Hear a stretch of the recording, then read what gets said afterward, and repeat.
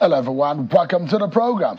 This is Politics Today live on Channels Television. I'm Sean Wakimale in Abuja. We'll be bringing you up to speed with some of the breaking news. So you can see right there on your screen, the president has wielded the big stick and suspended the managing director of the Rural Electrification Agency and 2 executive directors over allegations of misappropriation and spending of funds belonging to the agency running to over 1.2 billion naira. We'll be bringing you up to speed with what the president had done in this breaking news. Breaking news right here. President Bola Tinubu suspended the Rural Electrification Managing Director and some executive directors, and he has ordered wider investigation into 1.2 billion fraudulent expenditures. We'll be getting some insight on these particular story for you. But let's tell you that Bayelsa state politics is quite interesting, isn't it?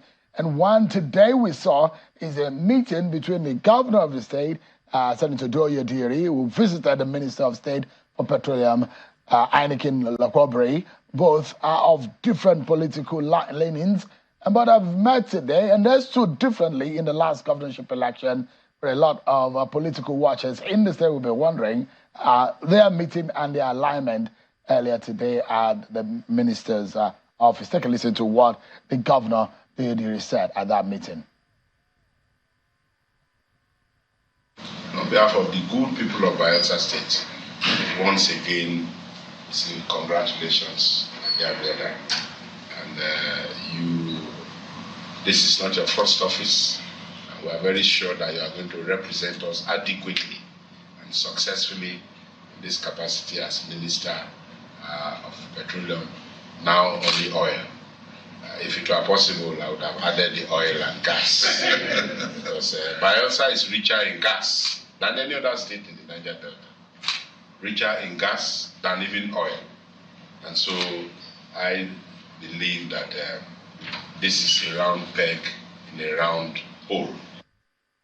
Right. That's the governor of Bayelsa State, Doye Diri, when he had a meeting with Mr. Heineken Lokobre, who is the Minister of State for Petroleum. Interesting politics playing out. We wonder how this pans out in the coming days. But so much to talk about tonight. I will be bringing to you perspectives, interesting one, finding solutions to some of the myriads of problems that we're confronted with and some of the decision of President Tinubu today. But first and foremost, let's check out some of your political roundup stories.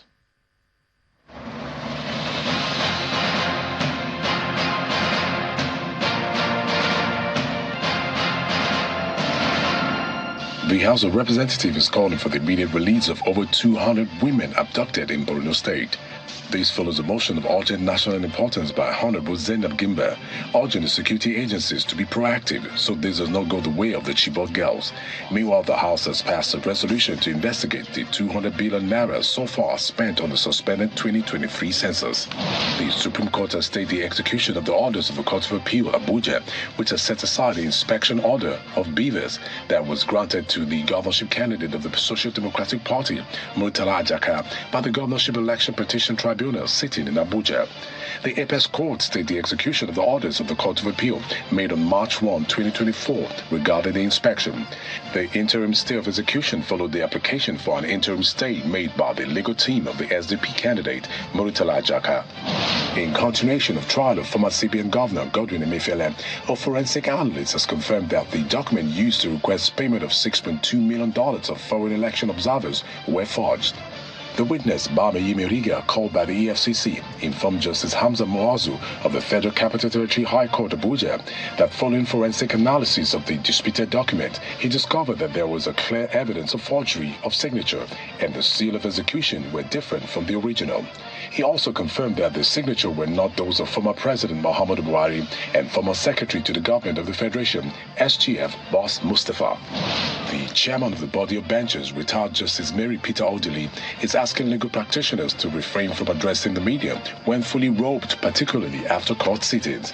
Justice Peter Odili issued a directive on the third day of the 2024 call to bar ceremony in Abuja. She says lawyers who engage in media trial erode the fundamental pillar of an individual's right to a fair and unbiased trial by swaying public opinion. The founder of TAF Africa, Mr. Jacob Pele, is urging the architects and builders to ensure their structures comply with the Disability Rights Act. Mr. Pele stated this during a media briefing in Abuja. He says such action will promote social inclusion and eradicate discrimination while ensuring equal opportunities for every citizen. Some monarchs and people of Kwara North Senatorial District of Kwara State are seeking for the understanding of other parts of the state in a quest to clinch the governorship slot come 2027. At a forum organized by stakeholders across the zone in Patigi local government area of the state, which had politicians across party lines in attendance, they agreed to set up a committee to ensure the actualization of their dream as they call for unity, love, and understanding among them.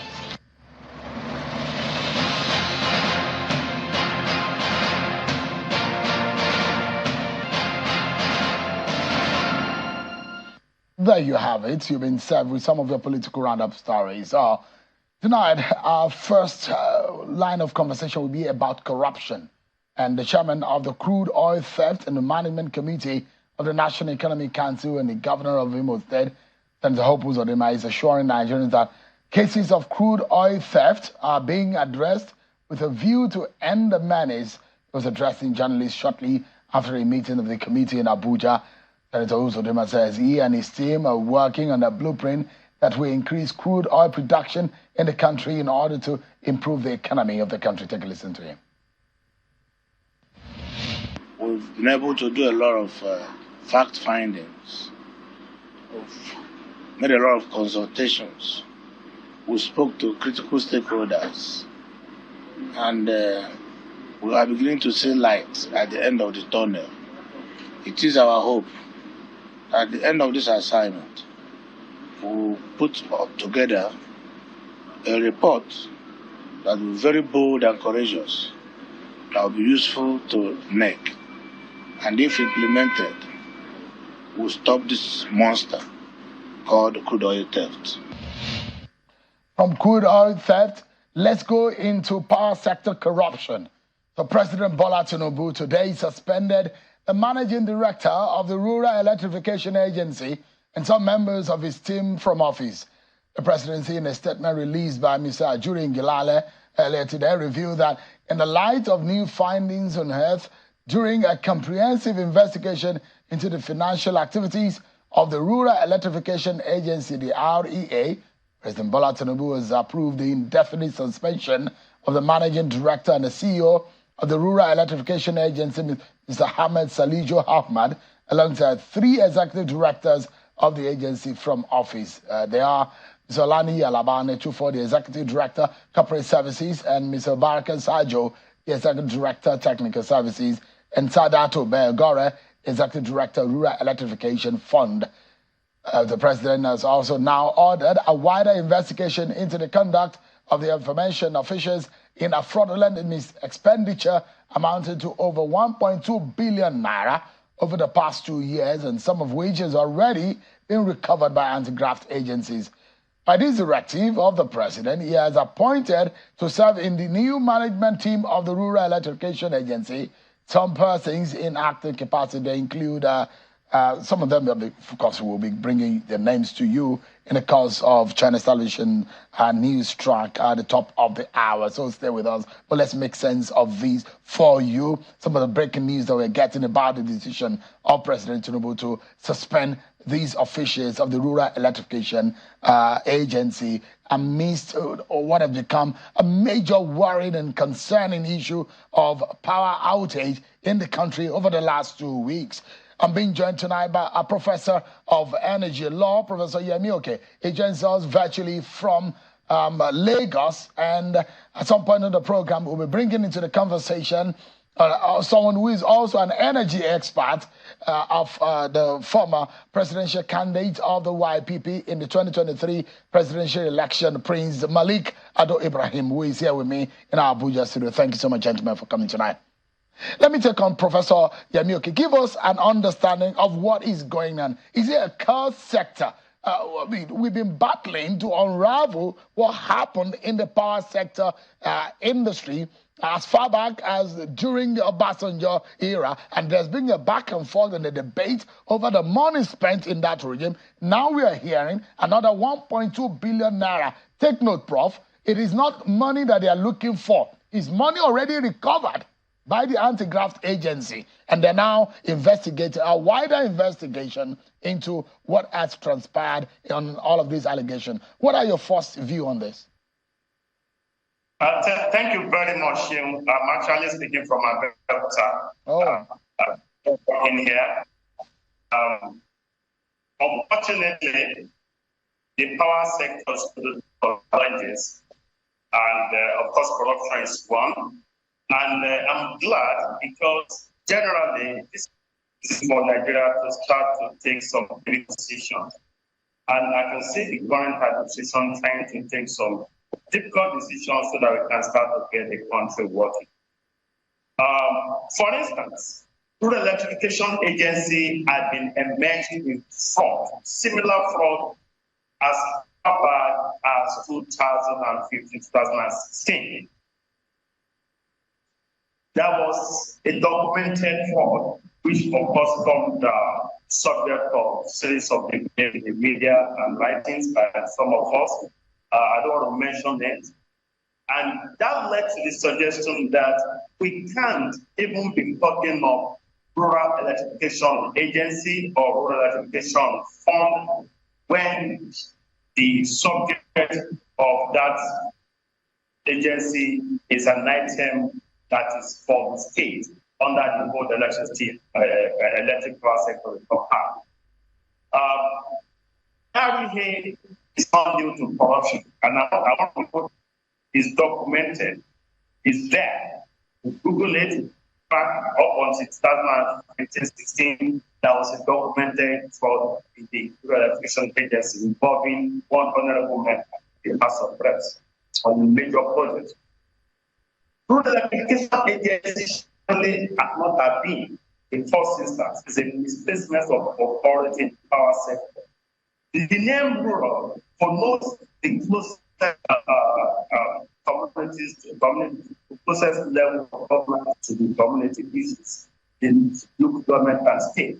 We have advocated that Rural Electrification Agency should be founded, it should be scrapped, and given to states to manage state and local governments should be more charged with electricity.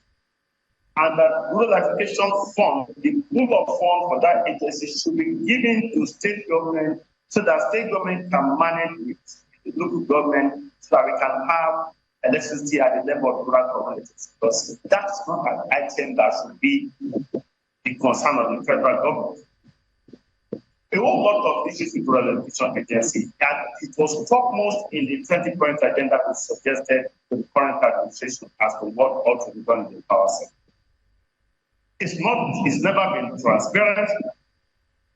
It's been dropped for the boys.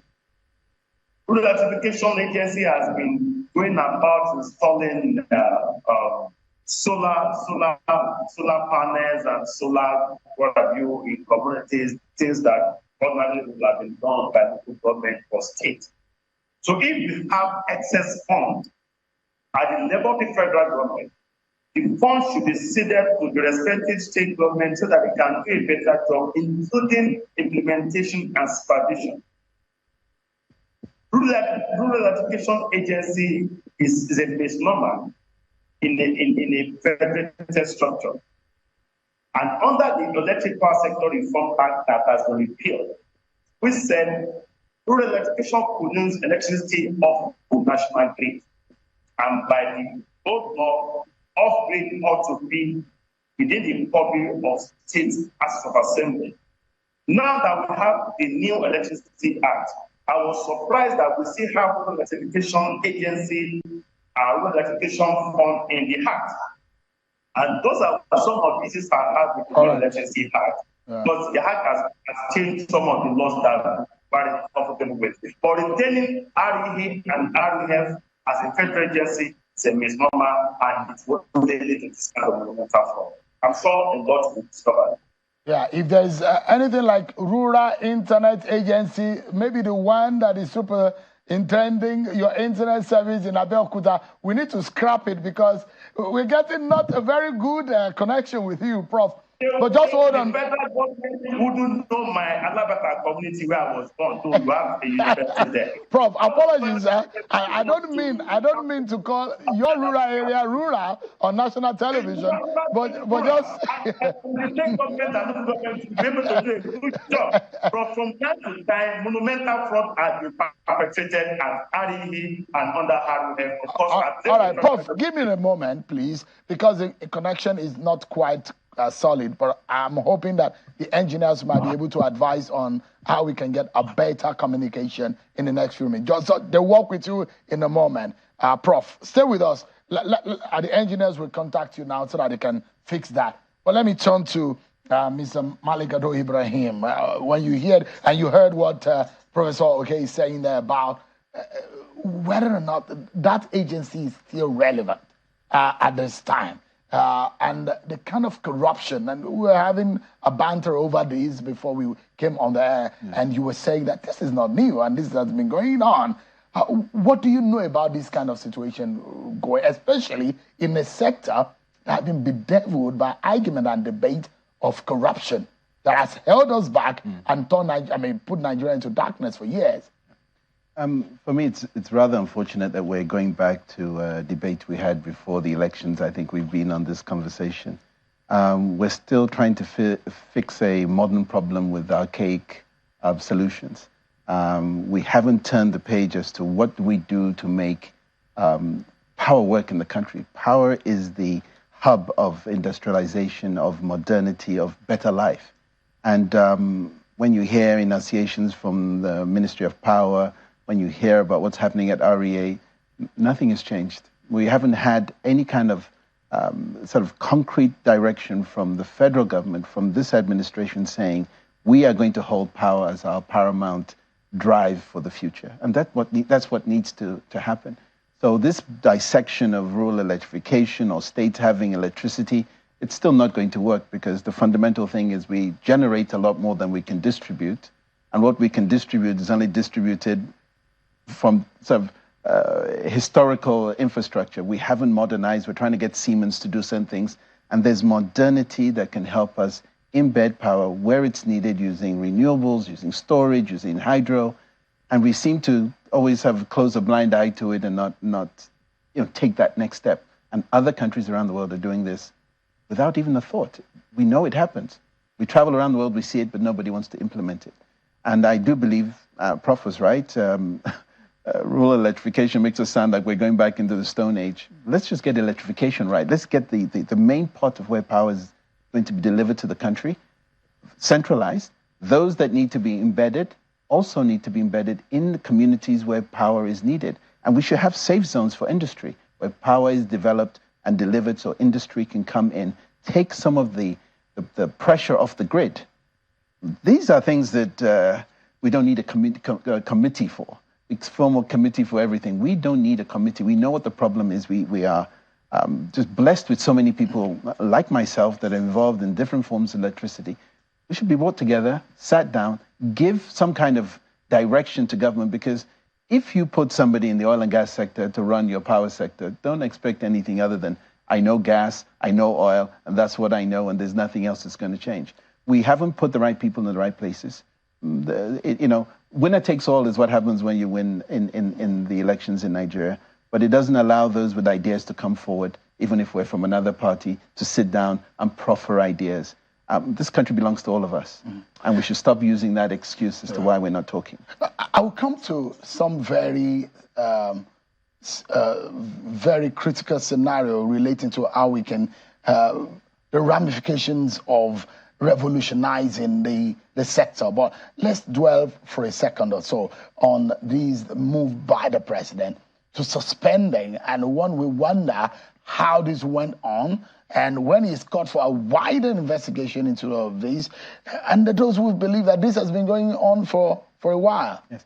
Well, what happened at REA was public knowledge even before the elections. President Tinubu was just taking that step that the last administration did not take. REA was all over the news. I mean, anybody can historically check this. A lot of sort of filthy allegations of money being placed in different accounts, the head of the agency not doing the right thing. But the steps that were taken today were, steps that needed to have happened within the last administration. Anytime you're suspected of something, proper justice should be done, and policies of government are always going to be tried. It's nice to see somebody has taken that step. There was an investigation done and suspension you're innocent until proven guilty. But this is something that is an open secret to everybody, that it hasn't been run well. It's granted money. This is money from the UN. $380 million a year goes into this agency. Doesn't come from the government's coffers. And so we're sitting there understanding that, well, maybe this money is sort of an invisible amount of money that doesn't come from the budget of this country. We really need a structured approach to the kind of loans we get or grants we get as a country to help sectors, whether it's food, in the agro sector, we see it in power, and we're going to see it in many other sectors where government is not sitting at the table. Do you agree with Prof that we do not need a rural electrification Absolutely, agency? 100%. Why? Because power is not something you ruralize, it's something you generalize. For me, it's a human right. We need power, and it is and must be the fundamental goal of this administration and any administration that comes into the ruling this great country of ours. You don't stay in power if you don't give your people power. And power is what's going to move this nation where we want to be. And if you start having corruption and mismanagement and all these things key into it, then we're going nowhere in a hurry. We've had 2 weeks of darkness, literally. In the heat of Harmattan, the heat is really so intense, yes. And exhaustion. Name it. The kind of suffering that you can, or hardship that you face from not having electricity. How much of a voodoo do you think has surrounded power generation? And when we think that sector has been devolved, such that the state government now, see what is happening in Abia State, for example, with Professor Bath Imnachi, and those in that arena are saying, oh, for the first time, we have uninterrupted power supply for 48 hours. It was like a miracle of some sort. Yeah. And those who were born in my generation, if you're at least less than 50 years, you can say boldly that you have experienced power outage all your life. That's what we have seen in this country. And we have experienced in the over 60 years of Nigeria's independence, we have had blackouts more than we've had stable electricity. Yes. How much of a worry does this give you? When I ran for office last year, I will say that was the cornerstone of what I wanted to see this country fix first before we can fix everything else. When we travel outside, we take these things for granted. And we're not really looking at how these things were set up by governments. They're maintained by governments. You look at South Africa, the Afrikaans government, with all its ills, had power that's working. The moment the ANC came in and they didn't put the right people in the right places, their ESCOM is like NEPA was, and it's probably going to be worse in the next couple of years. We have... this government inherited what it has. What's happening in Abuja is not because of what it did in 12 or 8 months. It's what successive governments have not done that has led us to situations where around the country we're still dealing with 4,000 megawatts, producing 12,000 and jettisoning 8,000 to waste. We have opportunities to store power, to deliver power where it's needed. There's modernity in the power sector globally. And our country just seems to be able to turn a blind eye to things and say, maybe the next guy will fix it. It took 20 years for the miracle in Naba to happen. 20 years. 180 megawatts. We produced 180 megawatts in South Africa in 3.5 months. And I was going to come there that, a lot of people perhaps who do not know Malik and what he does privately, as a private citizen, is part and parcel of intergovernment, some nationals that are helping other countries to generate power. He's helped countries. He's worked in Turkey and South Africa, as much as we have read. You know better. And if you have helped other countries to get their power sector working, Why are you not helping Nigeria, Malik? I've done my part in presenting my case to the wonderful people in Nigeria to understand that you need a modern head for modern problems. I will tell you one miracle that has happened, and I don't believe it, and I have to keep thinking to myself, where did this man come from? The governor of Niger State reached out to me a couple of weeks ago in London and said, we need to talk. I'm the power state. I need to fix this problem. How do we do it? I've been in this business in Nigeria since I moved here 11 years ago. That was the first time. And not only did he ask for solutions, he engaged me directly in what those solutions should do, how he can recover the investment he wants to put, and what industries can we tag on to this power. I was dumbfounded. And when I see what he's doing in the agro sector, this is a man who understands that if I'm going to have all these tractors, if I'm going to deliver food to the citizens of Nigeria, I need power, and I need to have the cold chain ready. I need to have preservation of my food. He's thinking ahead of the problem. I think the president's inaugurating his tractor delivery tomorrow. Look at what he's doing. He's already thinking 2 steps ahead, saying, I need power, and I need it quickly. I can't wait 20 years for 180 megawatts. Can you deliver me 50 megawatts by the end of this year? Yes, Your Excellency. Let's do it. And we're willing to put our efforts into making sure. I'm from the Middle Belt. This is where the food basket of Nigeria starts. What is your expertise like? What have you done in the power sector so Nigerians can have an understanding? In the private sector in this country, what are the possibilities? How many countries have you helped in generating power for? To date, 18 countries, from very modern countries like Turkey that are fully industrialized to countries like Congo DRC, where we're putting power into the mines. This is not witchcraft. This is not some kind of imaginary thing. We do this as a living. There are probably 5 companies in the world that do what we do to put power where it's needed, embed it, and give results. My dear country doesn't believe in its own profit, so we get to sit there and just watch, But you've experimented in the private sector. Yes, we built one of the most modern dairy factories in the world today in Adamawa State. Since 2019, this factory has been running off renewables from my company, storage and solar. Hasn't had one day down, produces close to 150,000 liters of milk a day, generating tremendous income for those in that area, Mayobalwa and the Sebore region of Adamawa State. We see the multiplier effects. And I'll tell you something, that thing has been on and running since 2018. Not one government official from the last administration or this administration, whether in power or in the agro sector, has gone to have a look of what modernity can do, not just for an industry, but for the areas, the Fulani farmers that are now not moving their cows because we have to take milk. I mean, you've got to sit down with Aminu Yako and listen to a young man with a brain that has a vision and implemented it with such poise that people from around the world, I've taken Saudi Arabian groups to go there and see it. I've taken companies from Turkey there to go in, and we've replicated what he has done and what we have done with him in foreign countries.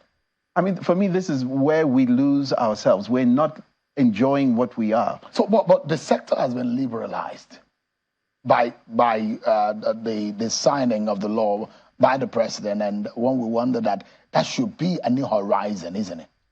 Okay, so in September of last year, I was the first company in Nigeria to be given a license for 100 megawatts of renewable power, storage and solar to be put into Adamawa State as well, to put onto the grid. To get a power purchase agreement is all we need. To get to see the governor of the state was easy. To get the land leased, NERC, to get it done. To now sit with government at the federal level, to have the Minister of Power or the bulk trader to sit down with you, it's like voodoo. It's almost impossible. So we have to privately deliver this power. We're not asking for government funds. Take the power. Now we're supplying the power to the West African power pool. This deal we just signed a couple of weeks ago. Nigeria is not going to take it, but the rest of Africa is going to enjoy what we build in Nigeria to supply the rest of West Africa. For me, there's a nonsense. That looks like a curse, though. Well, we're cursed in many things. And leadership is one of them. Malik, and unless we sit down... I did not invite you to talk about power, interestingly. This came as a breaking news. And now we're talking about power, a topic that we never planned to talk about. But yet, little that I know about you, it's allowed us to delve into it. We will be getting more. Professor Yemi, is still with us. Perhaps the ruralness in your location will allow us to speak to you clearly. When we return from this break, we'll take a break, everyone. But when we come back, we'll look at the approach of the Tinubu government, how we can solve some of these problems. If we solve power, the electricity problem in this country, maybe, just maybe, we are on the right track in moving forward and faster as a giant of Africa that we are. We'll be right back, everyone. Stay with us.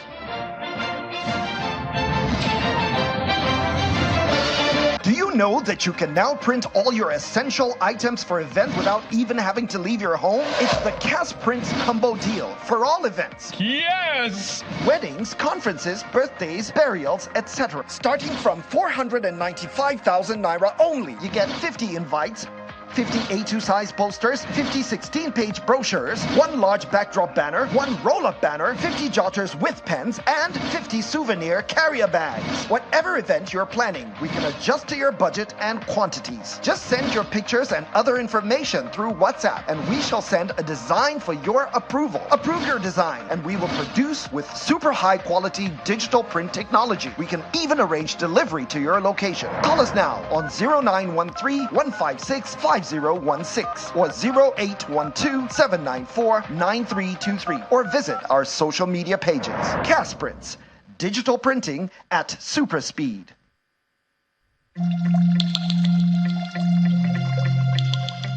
The Duchess International Hospital caters to every aspect of the family's health needs. A one-stop shop for maternity and child health services, emergency medicine and critical care, medical and surgical subspecialties, dental and eye care, and a range of other subspecialties and services, all available at a single location right here in the heart of Ikeja. And it really doesn't matter if you're paying out of pocket using your HMO or private insurance. We focus completely on providing that world-class affordable healthcare for all the family at all times.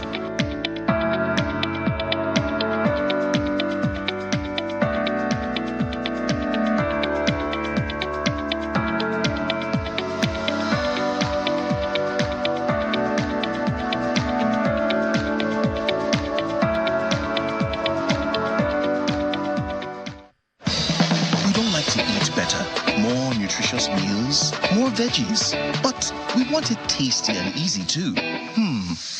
Knorr Cubes, that's the secret. Made with real ingredients like chicken, parsley, and garlic, and enriched with iron, so your meals are better for you and more delicious too.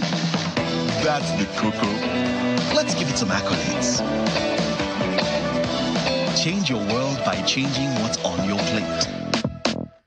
Right here in the studio as soon as we went on that break, because the power problem is what we can get over and fix if there is the willingness and the political will. Yeah, there's some part of that a lot of people will say. We've taken a step forward by unbundling, taking it from the exclusive legislative list and putting it on the concurrent legislative list. Well, that is a first step. What about the transmission? What about distribution? What about generation? How do we overcome some of the problems and some of the breaking news that we're following for you? The action of President Tinubu today by suspending the MD and some EDs in the Rural Electrification Agency.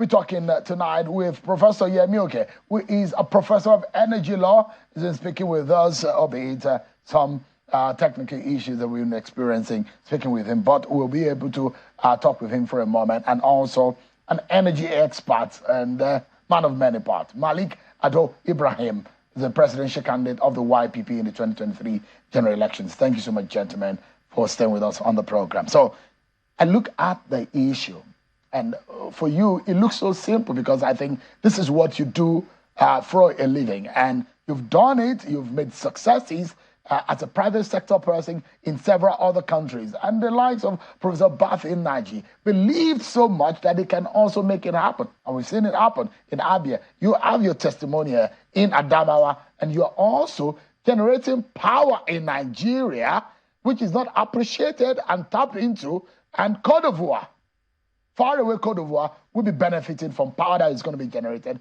right here in Nigeria. Yes. That is an irony.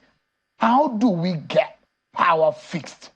If you were President Tinubu today, what would you do? I would make this the cornerstone of my legacy and my gift to Nigeria, to fix power. Everything else is secondary. If you fix power, insecurity goes away. If you fix power, inflationary issues go away. If you fix those two, Nigerians begin to feel more secure and confident. But here's the crux of the matter. If you do not enunciate your plan, if you're not delivering that with confidence, today Nigerians are hopeless. We're not being given the benefit of your thought, Mr. President. You need to enunciate either yourself or get an adequate spokesperson that can speak your mind. We should have press conferences as a matter of urgency. Nigerians were fixing this. This is my plan over the next 3 years. I will do X, Y, and Z. So you think they're not speaking enough? They're not. We don't know what the plan is. But they're selling hope. It seems like we're in a country where there's a mental issue. Don't tell the people, let them just go blind. And we go into the darkness. Now, in the darkness, so many things happen. The narrative of what he might be planning that we don't hear has been taken over by people who want to make him look bad. This is not leadership. Leadership means you come out. Look, Nigeria, you win, you take all. Winner takes all in government. But if you fail, you take it all too. So you cannot expect the narrative to be taken by other people. You're the President of the Federal Republic of Nigeria. You have some of the most talented people on earth in this country. On earth. Bring them to bear. Call an emergency. Have this be your breaking point. It's enough. I will fix this. I will give you 1,000 megawatts per year for the next 3 years, embedded power, so the rural electrification works at the federal level, not an agency, at the federal level. You use modernity. We're blessed with sun. Use storage, use solar, put it into communities where they can praise your name and your legacy. But we're sitting there putting people who do not understand how to... So you're not impressed so far in the last 9 months of this government? You know, to be impressed would be a very difficult thing for me to be. Unfortunately, that's just the way I feel. I'm not looking for someone to impress me. I'm looking for somebody who is going to help Nigeria get better, get off its knees. And in order to do that, we need to fix the simple things first. You don't put your house on the foundation that's rocky. You cannot say electricity is simple, Mr. Abraham. Because if it's simple, over 40 years of pain and agony about regenerating the kind of power that we need, we don't find it. That's not a simple one. Several governments have attempted fixing power problem, the power issues in Nigeria, yet we are here today, and we're still in darkness. Okay, so let me refresh your mind. How many power professionals have been Minister of Power in this country? Only Batinaji, and it's only him now, 20 years later, that has fixed the problem that he started 20 years ago. It took him 20 years to build 180 megawatts. We built 200 megawatts in 3 months. I have no understanding of the situation. It doesn't make sense. If you want to fix a situation, go for modern results, modern proven technology. We're still looking at, with all due respect to what's in Abia State, it is ancient technology. It's ancient. You're still going to have to find a source of power to power those power stations. We wake up every morning and the sun's above our heads. Our melanin is this color because the sun is above our heads. Utilize what God gives you so that you can make a better country. So you do not think that gas, because there are those who believe that getting the energy, the power problem fixed, we need the gas that we have in abundance to be able to push it. It doesn't work that way.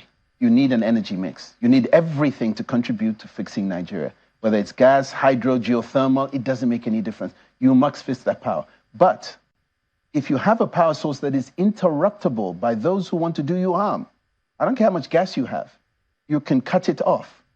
50 megawatts was put in Borno State, supposedly, for Maiduguri to have power. Till today, NNPC, for whatever reason, decided in one of the hottest places on this earth, where the sun, the irradiation is over 2,700 per meter square, you want to put a gas delivery of power into Maiduguri. You'd have to be on top of some crazy mountain thinking you can skydive. It is asinine to think that when you have a God-given, easy, free source of power, You cannot deliver to a country or to a people that need that power, and you're looking for excuses and ways. It doesn't work So that way. the solution is right before our eyes, and we cannot see it. The solution is there, but we need to bring everything To harness together. You have to harness it with... If I was President Tinubu today, which I'm not, we use glasses, but doesn't make us the same. And I say, Malik Ado Ibrahim, come be my Minister of Power, and I give you 3 months to change power sector around. Would you be able to do it? I wouldn't take the job. Why not? Well, first of all, 3 months you can't do it. First of all, you need a plan. And in a plan, you need time to do the right thing. You have to look at where the sources of power, and then you decide, Mr. President, I can give you X, Y, and Z in this period of time. Now, let me go to Nigerian people and ask them for that time, because we are people. If you put them in the dark, look, sell hope to me. That's what I want as a country. Come out and tell me I will fix it. Don't come out and today it's this, and you've got this schizophrenic mindset of, I don't know where my government is. Tell me what you want me to do. If the president fixed power today, it would be a hero, isn't it? We wouldn't call it power, we'll call it bat. We wouldn't.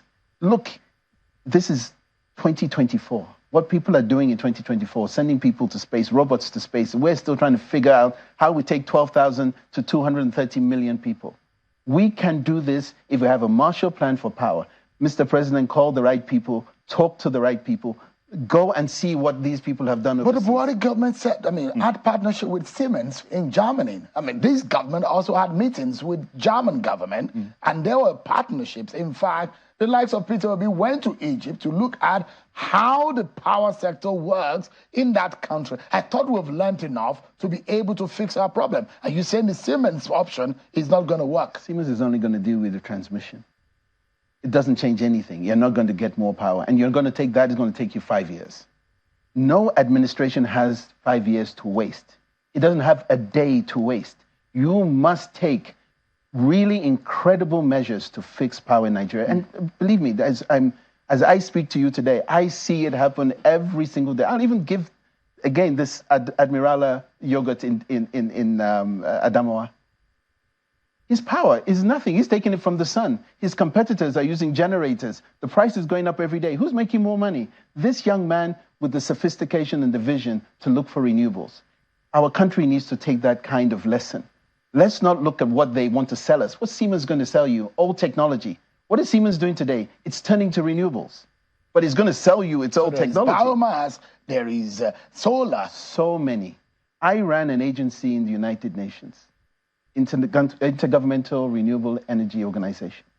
And my job was to look at energy mixes. How do we bring renewables to help? This is the kind of mindset that you need to be able to engage in, but nobody wants to talk to you.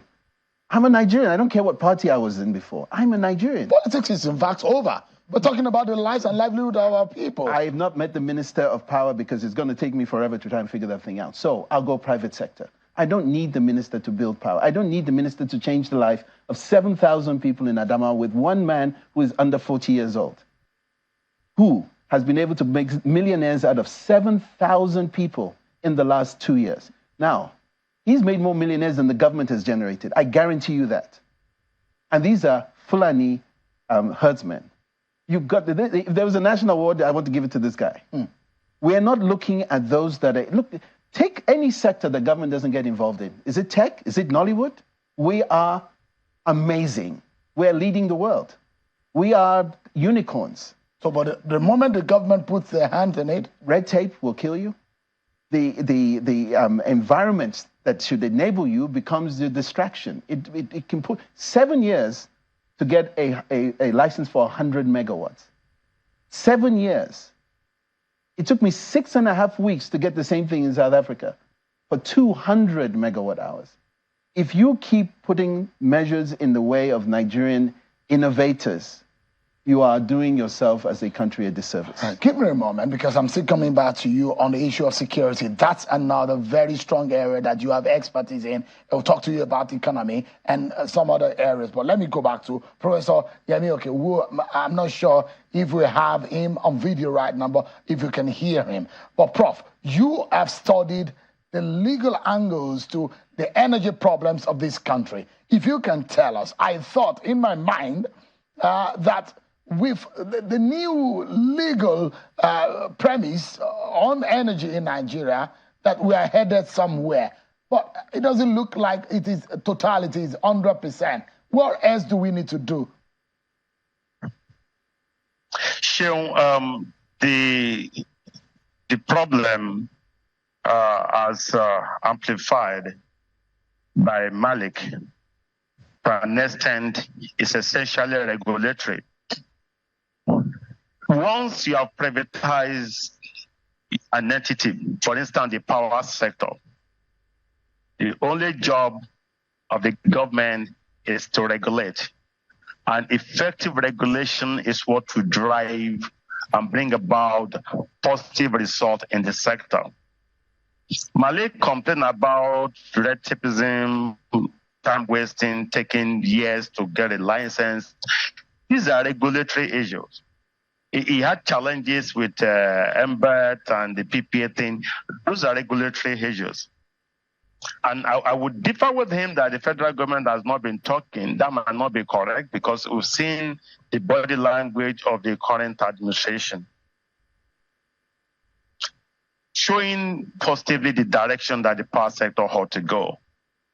And one of the signs of seriousness that we want to reckon with is the fact that something went wrong in the Rural Electrification Agency and the government has acted decisively. And more we expect to follow. I agree with him on the energy mix. But I think the government shouldn't really be involved to that extent beyond effective, knowledge-based sector governance. Before we had the Electricity Act of 2023, we had Electric Power Sector Reform Act of 2005. As Malik said, it took me almost 2 decades, myself and others, to tell the government and those who care to listen that the law was not a law intended to operationalize the power sector. By its name, it was a law meant to bring about sector reform. That was why it was Electric Power Sector Reform Act. Then since we are done with reforming, we needed a law to operationalize the power sector. And we had one. One of the first set of laws to be signed by President Bola Ahmed Tinubu was the Electricity Act of 2023. Have we now operationalized the new Electricity Act? My answer is capital no. It might not be a perfect law, but most of the challenges we had with the old law have been taken care of. But some of the challenges that were not corrected is this Rural Electrification Agency. In my writings, in my advocacies for several 2 decades upward, I've been talking about the fact that we can't be having a Rural Electrification Agency or Rural Electrification Fund in a federated setting. Those could be seeded off to state government in partnership with the local government so that we can have something that works. Yeah. All right. So let me for a moment, I'd like you to give me your final thoughts on the issue of power and where we need to go. You heard what Prof said. Unfortunately, I wish that we can see him on video. But then, give me your thoughts on what needs to be done urgently. Well, a plan has to be had. Anything you do in life that's not planned properly, you're asking for vagaries and all sorts of things to come in and damage your direction. I think Mr. President needs to have an urgent meeting of all those innovators and private sector people to sit down with his minister and figure out what can we do, how can we do it, and when can we give Nigerians. You don't that think power. Mr. Akeredolu, the minister, is in the right path? I have no idea what path it is. Because if you do not tell the public what your path is, you're on your own. And so we are. Every Nigerian is an independent power producer. Every single one of us produces our own power. Government's job is that, and we're not doing it. So for me, I don't understand what power is in this country because I have batteries in my home, I have batteries in my office, I run off the grid 24 hours a day. I don't know what the problem is. I don't. And those that are my customers don't have that same problem. We don't have escalating prices. We're using the sun to charge our homes and live at least a normal life. We need to take this into the public and give them that human right of power. And I think it's just opening their eyes, shine their eyes and let them see what this can do. Unfortunately, I'm not able to take you to several other sectors, but it's a security that I'd like you to anchor on. And you've given options on how we can solve our security problems. You've talked about how we can maximize our satellite. We're talking about oil theft. We're talking about the high sea and how they're taking our crude every day out of the shores of Nigeria. I mean, and you've talked to me about technologies that we can use. What do you think could be the solution? The NSA might be watching. Mr. Nuhurabad, who is, I guess, a very smart man in all sense. What do you think is the way out? If there was a pill, I would love to be able to give it to the NSA to say we fix it. But every segment of our security is a bit old. It's archaic. Those that want to do us harm came from that system. They know what we can do. They don't know what we want to plan to do. And again, modernity takes Nigeria, just as it did from tele-density of 1 million phone lines to over 100 and something million phone lines. We used modernity. We can use those same tools to claim our land. Look, if I know states where, and we all know states where things disappear and people are in the forest, but we can't find them. We don't know where these dens of iniquity are. But if you had thermal cameras on drones, you can pick them out, you can see them, you can form a plan, again with everything, a plan, and find those places. And with our existing satellite? Our satellite is not even functional. I'm sorry to say. We're using our NICOMSAT. Okay. Does that amuse you in any way? It amuses me because it doesn't. We look like a funny country to you now because of the way we do things, isn't it? We don't need to have that. We can use other people's things to do what we do. There's encryption on satellites that allow you to have your own backdoor to protect your people. We have ways in which we're doing. Since Mr. Ribadu came in, you can see some things have changed, and it's really nice to be able to compliment somebody in the security arms. I like what our service chiefs are doing, but we haven't changed our mode of operation. It is predictable. We know what arms we have. We know how we go into strategy. We had people kidnapped in Kogi State from civil defense people there. How many people were protecting these Chinese people? We can go on. I need to drag you back into this studio, and we need to do a lot of the talking. If you have time, please permit me to bring you back into the studio. If your viewers will allow me. Please, no. I will indulge them on this one because we have so much to talk about and tap into your knowledge. Thank you so much, Prince Malik Ado Ibrahim, for talking to us, and Professor Yemioke, an energy professor. Thank you so much indeed, gentlemen, for talking to us. We're totally out of time. And that's our show for tonight. I'll see you tomorrow, God willing. God bless Nigeria.